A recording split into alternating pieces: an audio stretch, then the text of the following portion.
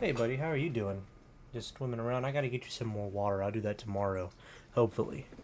How are you guys doing? My name is Blade. This right here is my son Jimmy, and that back there is Milton. He'll be here for hopefully just the night, and he'll be out. He's been really annoying as of late. In this video, we're going to go over everything that happened last week in the NFL and then make some potentially not great predictions for next week in the NFL. In this corner here, I'm going to keep a record to see how bad I did. If I got a prediction right, that number will be green. If I got one wrong, the number will be red. You guys ready? Let's get into it. To start us off, the Buccaneers took on the Falcons. It was probably the best Thursday night football game I have ever seen. I had the Falcons taking this, and thanks to Clutch and Primetime Kirk, that happened. This game was an absolute shootout that saw both teams exchange touchdowns to start. Then, after a tough drive, Young Hoku was up to kick a field goal for the Falcons, and it misses left. The Bucs responded with a field goal of their own. From here, the teams basically repeat the process, exchanging touchdowns, then Young Hoku kicking for 3, this time making it and tying the game. Late in the second, the Bucs would grab the lead back with a touchdown. The Falcons could only respond with 3. Then, after a field goal by the Bucs and a touchdown by the Falcons, this game would be tied at 27. Then the Bucs would take the lead with a field goal. Young Hoku's first chance to tie it up again would get blocked. Thankfully, the Falcons would get the ball back with a fumble recovery, only for the Buccaneers to get it right back with an interception. One more time, only for the Falcons to get it right back again after a failed Buccaneers drive. It's time for Clutch Kirk. The Falcons drive into field goal range, and with 1 second left, Koo lines up and a delay of game is called. Koo gets pushed back 5 yards. Now from 52 yards, the kick is up and good. Overtime. The Falcons get the ball and drive down the field. Then Kirk finds Kadero Hodge, who runs for the game-winning touchdown. What an amazing game this was. The Jets took on the Vikings in London. I predicted the Vikings would take this one, and they did, but this game was a lot closer than their usual blowouts. The Vikings struck first with a 54-yard field goal. From here, the teams would experiment with turnovers, such as turnover on downs, fumble, and then a pick-6 by Van Ginkel to extend the Vikings' lead by 7. Aaron Rodgers responded by throwing a pick. Thankfully for him and the Jets, the defense did not allow the Vikings to capitalize on this. However, they did let the Vikings extend their lead to 17-0 a bit later in the second quarter. The Jets, thanks to a great punt return by Gibson and a decent drive, would finally put 7 on the board very late in the second. Then, after a field goal to end the third, the Jets would make it 17-10. The Vikings responded with a kick to extend their lead. After this, the Jets would score a touchdown with Garrett Wilson making it 2017, the year of Altuve. However, this would end the Jets scoring. From here, the Vikings would kick a field goal to end the game 23-17. There was a chance for the Jets to respond, but an interception with 44 left on the clock would kill that. On October 8th, the Jets fired head coach Robert Saleh, who apparently was not aware of his firing until after it happened. He apparently got to work and was escorted out by security. The Jets' interim coach is Jeff Ulbrich, so we'll see how they do. The Panthers went on to play the Bears. I had the Bears winning this one. That happened. The Panthers scored first with a 38-yard Chuba Hubbard touchdown. The Bears responded with a DJ Moore tutty. Late in the second, Andy Dalton would find Tommy Tremble for a completion, but Tremble would get hit so hard that he got knocked out and lost the ball in a terrifying moment. From here, the Bears would stretch their lead to 30. In the third, the Panthers would finally get some points on the board with a kick to make it 30-10, but that would be it from the Panthers. The Bears would then score one more touchdown to make it 36-10. From here, the Panthers would put Bryce Young in to end the game. Caleb Williams and the Bears looked excellent here. And I think Caleb is finally becoming more comfortable and confident in himself, and I'm happy to see him heating up. The Ravens went to Cincinnati. I had the Ravens winning this one, and they did, though it was close. This game was a high-scoring shootout. The Ravens scored first with Derrick Henry's 100th career touchdown. Then the Bengals responded a bit later with a T. Higgins touchdown. The Ravens put up another 7 in the second thanks to Rashad Bateman. Then, thanks to a safety, the Bengals would get 2 more on the board. Then, late in the second, the Bengals would score a touchdown and a 2-point conversion to take the lead. Then extend that lead with another touchdown. The Ravens then quickly fought back with an Isaiah Likely touchdown, making it a 3-point game. The Bengals would start off the fourth with a touchdown, making it 31-21. The rest of the fourth would be a shootout. Both teams would go tutty for tutty, response for response. Jamar Chase, 70-yard touchdown. Lamar Jackson stiff-arming a man and throwing as he's hit. Then the Ravens capitalize on a Burrow interception, tying the game with a kick and sending this one into overtime. The Ravens fumble the ball, and it looks like the Bengals are going to capitalize with a field goal, but due to a bad hold, the kick was wide left, allowing the Ravens to plow down the field with Derrick Henry and kick the walk-off field goal, leaving this game 41-38 and the Bengals falling to 1-4. The Bills went to Houston, and so did I. This was honestly a surreal experience. I can't remember the last time I was at Energy Stadium.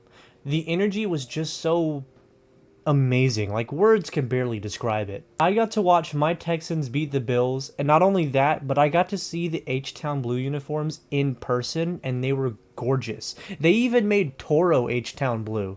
What an amazing experience. Okay, so the Bills struck first with 3 points. The Texans responded with a Cam Akers touchdown. Then they extended that lead with a 67-yard touchdown to Nico Collins.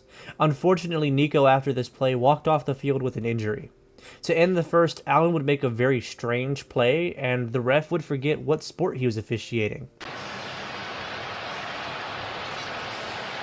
The Bills were looking for a late hit. After crew discussion, the runner was out of bounds before he fumbled the basketball. The ball be placed at the 39-yard line. It is a first down. It's almost basketball season, and I will say for Clay Martin. The Texans would extend their lead again with a field goal to end the third, and another one to start the third. From here, the Bills would start to climb back up the scoreboard, making it a 3-point game. Stroud would begin to build a decent drive, but he'd throw a pretty rough interception on the 10th play of that drive, killing it. Then, during the Bills' drive, Allen would fall pretty hard and get knocked out. Then Stroud would lose the ball after getting it back on downs, giving the Bills the ball again. Mitch Trubisky would play one play, and then Josh Allen would be put back into the game, which was a pretty strange call. I feel like maybe you should have just let him sit for a little bit, not because, like, oh, it would have been easier to beat the Bills if he sat, but also, like, I'm concerned that he might have a concussion, and I don't want you to force a guy who has a concussion back on the field. Hopefully he's okay. Hopefully it's not that serious, but it looked rough. It looked bad. Then, with about 3:20 left on the clock, the Bills would tie it up at 20. Then, the end of the fourth would be a battle, but the Bills handed the ball back after some horrible clock management and 3 pass plays. From here, the Texans would find themselves in field goal range with the punt that put them there. Then, with 2 seconds left, we call in Kaimi and he kicks the game-winning field goal, leaving this game 23-20. Apparently, Azeez Al-Shaair had like a flu or was very sick. Apparently, the day before, he couldn't sleep until 2 a.m. He lost 10 or 20 pounds. He just was bad. He was nauseated. He was throwing up, and he still showed up to work that day and still put on an amazing performance, which is insane to me. So, on top of seeing my Texans beat the Bills, seeing the Diggs play his revenge game, just having the greatest experience ever, I also got to watch and experience Azeez Al-Shaair's flu game, which is honestly insane to say. What a day. What a day. The Colts went to Jacksonville. I had the Colts winning this game, but the Jags had other plans. The Colts struck first with a touchdown. The score stayed 7-0 until the second, when Jacksonville finally got their first points with a kick, then took the lead with a touchdown. Then the Colts tied it with a kick. The Jags ended the second quarter with a kick to take the lead. It looked like earlier in the third the Jags would get a touchdown, but the ball was intercepted at the 1. Thankfully for them, the Colts failed to capitalize on this, and the Jags got their touchdown to extend their lead. The Colts made it a 3-point game to start the fourth, and the Jags responded quickly with a touchdown. The Colts could only reply with a kick. Then the Jags and the Colts exchanged touchdowns, the Jags extending their lead with a 65-yard Tank Bigsby dash to the end zone, followed by a touchdown for the Colts. The Colts then tied the game at 34-34 late in the fourth. Then, with 17 seconds left, the Jags kicked the field goal to take the lead. Flacco had 11 seconds to throw a miracle, but instead was sacked. and that's where this game would end. The Dolphins went to play the Pats. I had the Dolphins winning this one, and I was right. The Dolphins scored 3 on their opening drive. The Patriots responded with the Ramador Stevenson touchdown to take the lead. The Dolphins had a chance to make it a 1-point game, but the kick doinked hard off the upright, and the kick was no good. Then the Pats had a chance to extend their lead with the kick, and that kick was no good. One more time. The Dolphins had a chance to make it a 1-point game with the kick, but the hold was awful and the Dolphins had to fall on it. In the third, the Pats would finally have a successful kick to extend their lead, but that would do it for them. From here, the Dolphins would work their way to the lead with 2 kicks and a touchdown. The 2-point conversion was no good. Late in the fourth, the Pats would take the lead back with a touchdown, but after a further review, it was ruled an incomplete pass. They had another shot to score, but after a beautiful pass into Dolphins territory, the clock would wind down and the game ended 15-10. The Browns went to Washington. I had the Commanders taking this one, and they did in dominant fashion. The first score would come late in the first with the Commanders taking the lead. Then, early in the second, the Browns would get 3 on the board. This would be followed by the Commanders building their lead up, eventually making it 24-3. Eventually, in the third, the Browns would kick another field goal. This would be followed by the Commanders building their lead up again, making it 34-6. Eventually, in the fourth, the Browns would score a touchdown to end the game 34-13. There was sort of a weird thing that happened to this game that the media is reading into quite a lot. It looked like they were trying to go for it on 4th down, and the narrative is that Deshaun Watson kind of just gave up on the team and walked off. I don't know if that's exactly what happened, but you know how people are with trying to create a narrative. What I do think is funny is there is a account on Twitter by the name of Leroy Bickerstaff that many people suspect is Deshaun Watson's burner. And if that is the case, that is hysterical to me, because that day they posted before the game, "Today is the day you guys are going to start believing in 4." And then they proceeded to get blown out by the Commanders. Just the worst way to go out. Just the worst thing to post, too. If, Deshaun, if that is you, just stop tweeting, dog. Go back to football or just retire. Yeah, you've gone off the deep end, my friend. And I think it's time to call it. The Raiders went to Denver. I had the Raiders winning this, and I could not have been more wrong, or could not have been more surprised, really. The Raiders scored first with a 57-yard touchdown. Then they made it a 10-0 lead after a field goal. In the second, the Broncos finally got their first score, putting 3 up. Then Broncos' Pat Surtain snagged the ball for a 100-yard pick six to tie the game. Then the Broncos took the lead with the field goal, then extended that lead to 34-10. From here, the Raiders would try clawing their way back, but only had time to score a touchdown and a 2-point conversion to end this game 34-16. The Broncos' defense is pretty good.